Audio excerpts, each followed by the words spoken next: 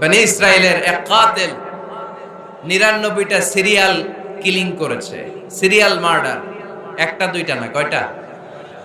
সবাই বলেন ৯৯টা।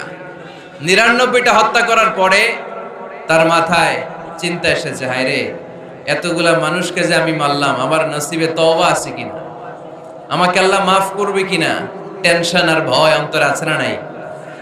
এক রাহেবের কাছে গেল, পাদ্রির কাছে যেয়ে বলে, ও পাদ্রি, ৯৯টা হত্যা করেছে, আমাকে তুমি তওবার রাস্তা দেখাও, আমার নসিবে তওবা আছে কিনা বলো। পাদ্রি তো শুনে অবাক, কি ৯৯টা হত্যা?